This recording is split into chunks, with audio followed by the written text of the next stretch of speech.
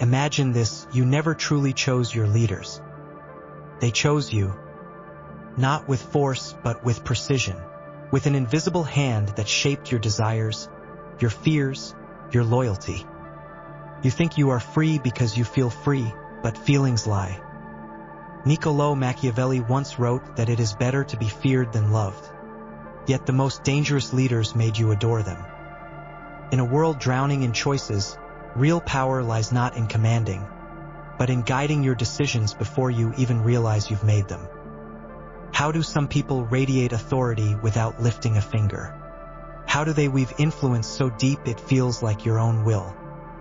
Today, we uncover the silent codes of Machiavellian intelligence, and how those who master them make others follow without a whisper of resistance.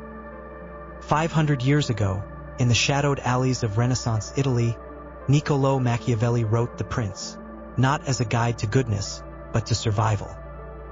He saw the world as it was, brutal, deceptive, ruled by perception more than truth.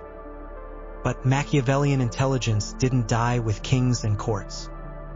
Psychologists today call it a survival mechanism, the evolutionary art of reading minds, predicting actions, bending alliances. Our brains evolved not just to hunt animals, but to hunt intentions. Influence was never about shouting the loudest. It was about moving unseen, like currents beneath the surface.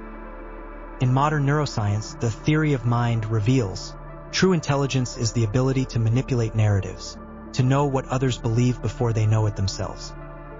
Machiavelli didn't invent deception. He merely held up a mirror and dared us to look. Authority doesn't scream. It whispers, and we listen. True leaders don't beg for loyalty. They create an atmosphere where disobedience feels unnatural.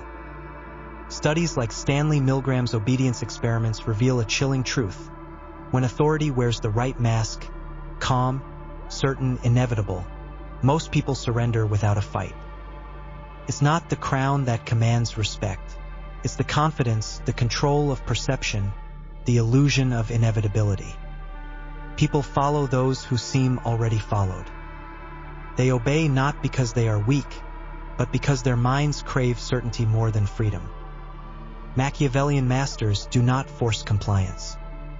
They engineer it by making obedience feel like the safest, most obvious path.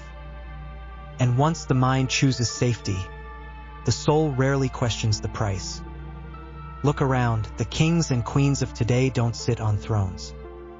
They wear hoodies in Silicon Valley. They dance on TikTok. They smile from podiums. Steve Jobs didn't sell products. He sold a vision of belonging.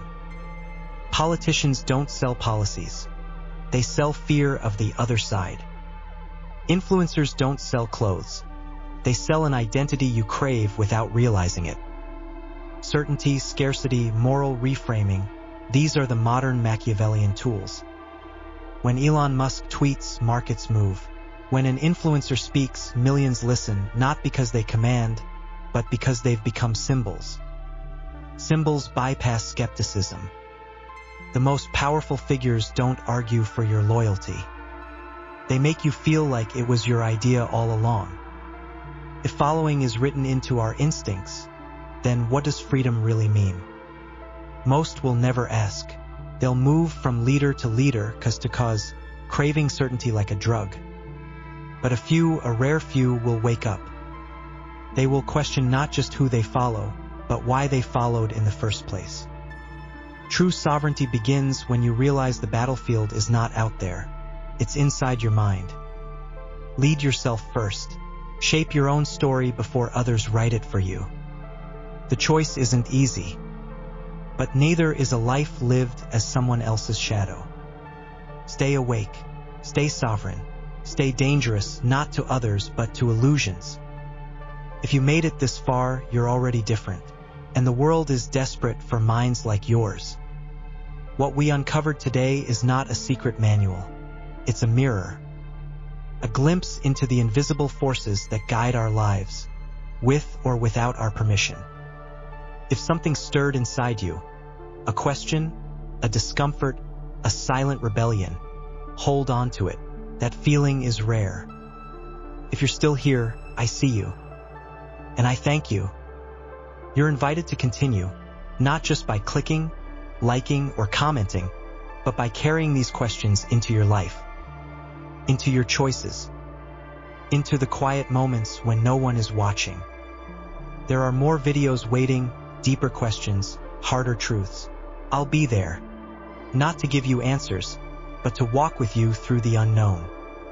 Like and subscribe only if it feels honest.